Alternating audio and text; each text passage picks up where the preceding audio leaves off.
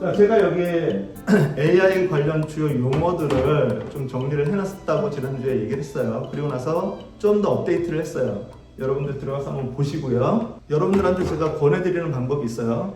첫 번째, 구글닷컴에 들어가시면 검색하잖아요. 그런데 검색하는 거 그 밑에 보면 뉴스 기사들이 계속 나와요. 그것들을 한번 쭉 넘기면서 한번 보세요. 자, 인터넷에 있는데 여기에서 이렇게 그냥 구글 나오는 데 있잖아요. 처음에 인터넷 키면 이렇게 구글 나오잖아요. 우리는 보통 검색할 때 여기서 이렇게 검색을 하는데 제가 한 가지 여러분한테 말씀을 드릴게요.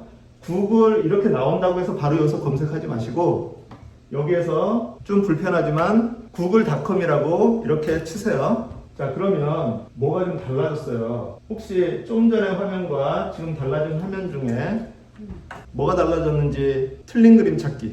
여기서 가장 중요한 건 두 가지를 제가 말씀을 드릴게요. 첫 번째는 아까 말씀드린 대로 여기에 뉴스 기사들이 나와요. 그 뉴스 기사들을 그냥 이렇게 쭉 올리면서 제목이랑 그림만 보세요. 처음엔 아, 이런 일들이 있었구나, 뭐가 있구나, 뭐 이런 거 있구나 라고 하는 거. 참고로 저는 지금 이제 계속해서 IT 뉴스 쪽을 많이 보기 때문에 그렇게 나오는데 아마 여기 여기 개인 설정 있잖아요. 여기 오른쪽에 보면 이 개인 설정 거기 들어가면 뉴스에 어디에 관심이 많은지 그걸 체크하는 부분이 있어요. 그래서 그거를 IT 쪽이나 뭐 이런 관심 있는데 체크를 해놓으면 거기에 기사들이 계속 올라와요. 그리고 내가 이 컴퓨터를 영어 버전으로 사용을 하면 영어로 나오고요. 한글 버전을 사용하면 한글이 나와요. 그러니까 그렇게 참고를 하시고요. 또 여기서 중요한 게 하나 있어요. 여기 검색창에 옆에 AI 모드라고 하는 것이 생겨요.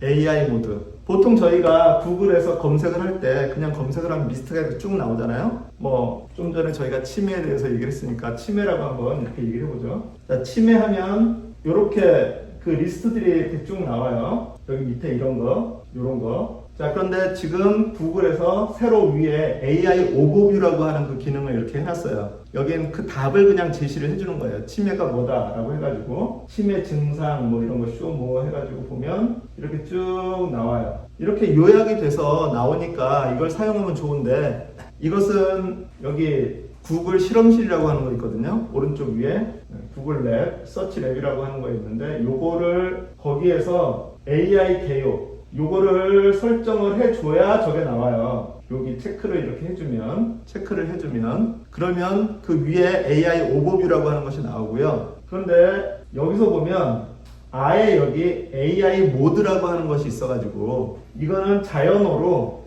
뭐 이런 식으로 입력을 하고 AI 모드로 검색을 하면 그러면 그것에 대해서 얘가 인공지능으로 자세하게 설명을 해줘요. 엊그젠가 그 크롬에 이거 지금 크롬 브라우저예요. 크롬 브라우저, 구글에서 만든 크롬 브라우저. 그 크롬 브라우저에 제미나이 인공지능이 지금 탑재가 됐어요. 그래서 지금 대단히 큰 가능성들이 있거든요. 저도 오늘 아침에 좀 봤는데 새로운 기능, 정말 좀 좋은 기능들이 되게 많이 들어갔어요. 그러니까 여러분들 유튜브에 가셔가지고요. 인공지능 크롬 브라우저 뭐 이런 식으로 검색을 한번 해보시면 거기에 이제 설명 나올 거니까 그거를 한번 보시고 참고를 하시면 좋겠습니다. 그래서 그런 뉴스들을 이렇게 쭉 보실 때 요즘 이제 많이 등장하는 그런 단어들이 있어요. 그런 단어들, 인공지능에 관련된 단어들 중에 강화학습이라고 하는 거 있거든요. 강화학습. 그래서 뭐 중국에 뭐가 뭐 챗GPT를 눌렀다 뭐 이런 기사들 나오잖아요. 그런 것들이 이런 강화학습을 사용해서 그들을 더 나은 답변들을 하도록 하는 그런 기능들인데 중요한 것은 강화학습 중에 사람이 피드백을 해주는 강화학습이 있고요. 사람이 피드백을 안 해주고 지네들이 알아서 피드백을 하는 강화학습이 있어요. 제가 뭘 질문을 했는데 얘가 그 답을 준단 말이죠. 그 답에 대해서 전문가들이 이것은 이게 잘못됐어 라고 하면서 바꿔 라고 해가지고 바꾸는 사람이 개입된 그래서 이제 그 답이 수정되는 것을 사람이 피드백한 강화학습이다. 그래서 영어로 RLHF 강화학습인데 사람이 개입한 피드백을 한 그런 강화학습이라고 얘기를 해요. 그런데 왜 이 얘기를 이렇게 구구절절 하고 있냐면 지금 사람이 피드백을 하지 않은 강화학습이 등장을 해가지고 그것이 더 많은 그런 효과들을 내기 시작하는 때가 됐어요. 그런데 그렇게 되면 뭐가 문제가 되냐면 처음에 기준을 잘못 세워놓으면 인공지능이 지가 알아서 그 안에서 계속해서 강화학습을 해가지고 사람이 제한하지 못하는 사이에 이렇게 훌쩍 가버린다라고 하는 거죠. 그래서 뭐 윤리 문제라든가 어떤 규제 문제라든가 이런 것들이 거기에서 나올 수 있다라고 하는 거. 자, 그리고 빨간색으로 이렇게 돼 있는데 빨간색으로 돼 있는 거는 여러분들이 좀 더 알아두시면 좋은 것들이에요. 그래서 경량화 모델, 그 파라미터라고 하는 거 있어요. 여기 파라미터. 파라미터라고 하는 것은 인공지능이 얼마나 많은 소스를 가지고서 이것을 우리한테 답을 하느냐라고 하는 건데, 지금까지의 그 이론은 소스가 많으면 많을수록 답을 잘한다라고 하는 거예요. 자, 그런데 소스가 많은 것을 빠른 시간에 답변을 하려면 뭐가 있어야 됩니까? 데이터. 네, 데이터가 있어야지 물론. 그리고 그 다음에는요?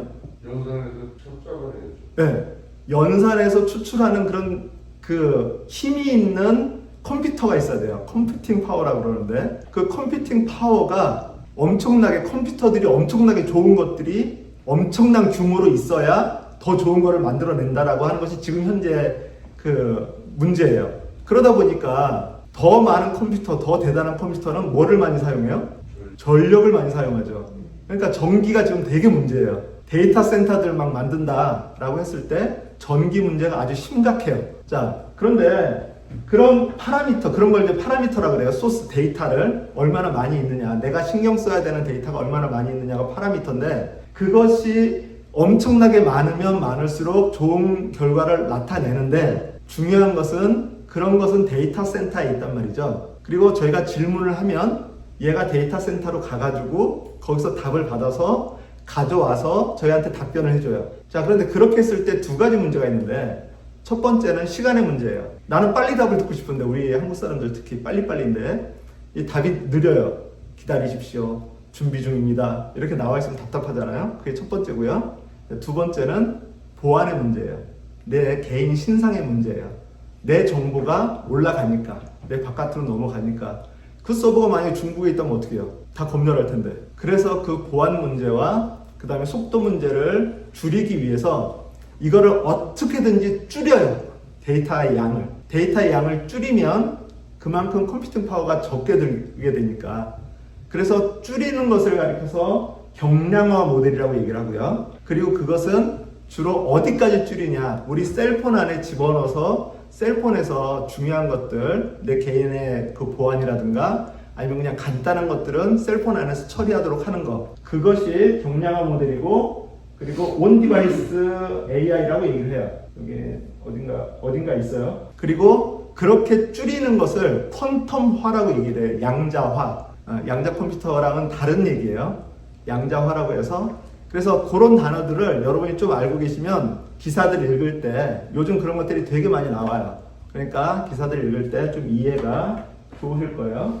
자, 그리고 지금 구글에서 제미나이를 셀폰에 통합을 해가지고 셀폰 안에서 이렇게 내 이메일 관리해주고 뭐 간단한 일정 관리해주고 뭐 이런 것들을 할 수 있도록 했어요. 애플에서 먼저 제안을 했는데 애플은 아직 그걸 실현을 못하고 있고, 구글이 지금 먼저 실현해가지고 그렇게 지금 하고 있는데, 그렇게 하기 위해서는 셀폰 안에 들어갈 수 있을 정도의 그런 작은 모델이 필요해서 그런 것들이 이렇게 경량화 모델로 나오는 겁니다. 자, 그 다음에 이제 제로샷이라고 하는 거, 원샷, 퓨샷이라고 하는 학습을 하는데, 요거는 조금 이따 저희가 실제로 그 프롬프트를 만드는 그것에 대해서 얘기를 할 때 잠깐 보여드릴 텐데, 제가 어떤 질문을 할 때 그 인류 공용에 대해서 뭐 그 세상이 모두 평화롭게 살 수 있는 방법에 대해서 알려줘, 이렇게 얘기를 할 때, 이런 질문을 할 때 그냥 그렇게만 물어보는 거를 제로샷이라고 그래요. 그냥 아무 단서 없이 그냥 이렇게 탁 던지는 거. 그리고 원샷이라고 하는 것은 인류 공용에 대해서 얘기를 할 때 그 답을 이런 형식으로 적어줘 라고 해서 하나의 센텐스를 이렇게 주는 것을 원샷이라고 얘기를 해요. 그 다음에 그것을 여러 개를 주는 것을 퓨샷이라고 얘기를 해요. 자, 어떤 것을 줬을 때 가장 답변이 내가 원하는 형태로 나올까요? 좀 구체적으로 질문을 잘해야 되겠죠. 그렇죠. 그게 퓨샷이에요. 그러니까 저희가 질문을 할 때도 대충 뭐 좀 알려줘 이렇게가 아니라 이것을 이런 형태로 요것에 근거해서 요렇게 좀 알려줘 라고 하는 그런 여러 단계를 쓰시는 것이 도움이 된다라고 하는 것을 말씀을 드리는 거고요. 그리고 멀티모달이라고 하는 얘기가 인공지능 얘기할 때 항상 나와요. 멀티모달은 지금까지는 글을 받아들이는 것은 글만 받아들이고 뭐 그랬었는데 멀티모달은 셀폰에 카메라를 가지고서 그림을 보여주면 그 그림을 입력받아서 얘가 검색을 해서 나한테 이걸 설명을 해주는 거. 어떤 소리를 나랑 얘랑 대화를 하잖아요. 대화를 하는 거, 음성을 듣고 그것에 대해서 대답할 수 있는 거. 그런 것들을 멀티모달이라고 해요. 여러 그 감각을 가지고 사용할 수 있는 거. 자, 그리고 요즘 그 아까 기사에도 나왔었는데 저기 메타 옛날 페이스북 거기에서 안경을 만들었어요. 근데 그 안경에 여기에 이렇게 정보가 떠요. 어느 가게를 딱 보면 그 가게가 메뉴가 뭔지 이렇게 쭉 나오고 여기 안경에 그렇게 나오는 거. 이런 것들을 확장현실이라고 얘기를 하는데 그 중에서도 AR 증강현실과 그 다음에 혼합현실 그 우리 보통 버추얼 리얼리티라고 그래 가상현실이라고 하는 거 했었잖아요. 그래서 안경 딱 끼고 있으면 막 공룡이 막 왔다 갔다 하고 막 그러는 거.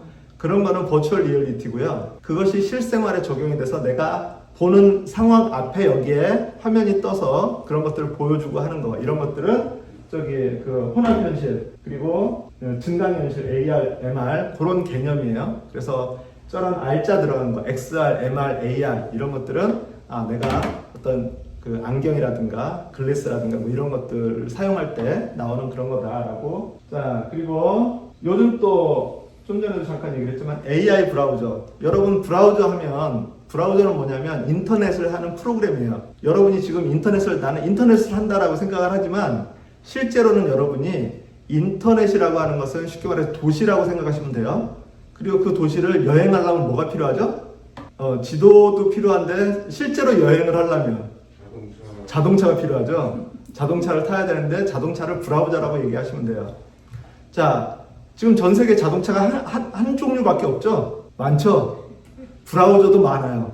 크롬도 브라우저고요. 그 마이크로소프트에서 만든 엣지라고 하는 것도 브라우저고요. 애플에서 만든 사파리라고 하는 것도 브라우저예요. 자, 이런 것들을 타고 우리가 인터넷이라고 하는 바다를 돌아다니는 거예요. 서핑이라고 얘기를 해요. 자, 그런데 요즘 추세가 이 브라우저에 인공지능이 달리는 게 요즘 추세예요. 그리고 여러분 뉴스를 보다 보면 구글에서 크롬을 분사한다 뭐 이런 얘기가 나왔었잖아요. 그러다 지금 이제 안 한다 그렇게 됐는데 그 분사하라고 했을 때 그럼 우리가 그 크롬 살게 라고 그 챗GPT가 달라들었고 그 다음에 퍼플렉시티라고 하는 데도 달라들었고 막 그랬어요. 너희 만약에 분사하면 우리가 그거 살게. 그 브라우저 시장이 대단한 시장이에요. 그래서 지금 그것을 인공지능 회사들이 그 브라우저를 만들어서 사용을 하고 있어요. 그래서 대표적인 브라우저들이 있어요. 저도 지금 가장 많이 쓰는 거는 이 퍼플렉시티의 코멧이라고 하는 거, 그거를 저는 좀 많이 쓰고요. 그 다음에 이제 구글에 그 크롬이 새로 그 인공지능 기능이 들어와서 크롬 지금 또 좀 보고 있고요. 이런 것들이 있다 알고 계시면 되겠고요. 그래서 여기 그 정의가 지금 처음에 100개에서 제가 몇 개를 더 집어넣어서 한 5개 정도 될 것 같은데 그거를 한 번씩 이렇게 찬찬히 한번 읽어보세요. 그러면 여러분이 어떤 신문 기사라든가 뉴스 같은 거 들을 때, 그리고 뭐 인공지능에 대해서 얘기를 할 때 조금 더, 그거야. 몰랐어? 이런 말 하실 수 있는 정도 수준 되실 수 있어요. 자, 인공지능 관련 분야에 대해서 지난주에 얘기를 했었는데, 제가 여기다 요거를 추가를 해놨어요. 그룹으로 이걸 작성을 했는데, 여기 밑에 인공지능에 관련된 분야, 그래서 제가 그 주식 하시는 분들은 요거 꼭 보시면 도움이 되신다라고 이렇게 말씀을 드렸는데 이것을 도출해낸 과정을 이렇게 써놨어요. 그록은 그 테슬라 그 앨런 머스크가 만든 그런 인공지능인데 제일 먼저 현재 AI와 관련된 대표적인 분야의 카테고리별로 이렇게 정리해줘 라고 했다가 답이 나오고 이건 너무 전문적인 분류네 그러면서 이렇게 쭉 해서 이렇게 질문을 하고 어떤 답이 나오고 그 답을 가지고서 규제와 윤리, 투자 및 펀딩도 넣는 게 좋겠어. 그것도 포함해서 해줘. 라고 해서 또 추가한 거고요. 클라우드 서비스에서 오라클이 요즘 많이 되게 뜨고 있거든요. 주식도 많이 올랐고. 그래서 그 오라클에 대한 것도 들어가야 되지 않아? 물어봐서 얘가 또 이렇게 추가를 해주고, 하드웨어 설계 및 제작 부분이 좀 빈약한 것 같아. 그래서 그 부분을 좀 잘 정리해줘라고 해서 또 이렇게 했고, 이 순서 1, 2, 3, 4, 5, 6, 7, 8 그 순서는 괜찮은가 물어보고, 얘가 표로 이렇게 정리를 해줬는데 그 표로 정리된 것을 이런 형태로 좀 읽기 쉽게 그렇게 해달라고 해서 이런 과정을 거쳐서 나온 답이라고 하는 거예요. 이것을 제가 이렇게 예시로 보여드린 것은 여러분들이 뭔가에 대해서 검색을 하실 때 이렇게 얘와 대화를 해가면서 한 방에 끝나는 게 아니라 계속해서 주고받고 하면서 이렇게 하실 수 있다는 것을 보여드리기 위해서 이걸 넣어놨고요.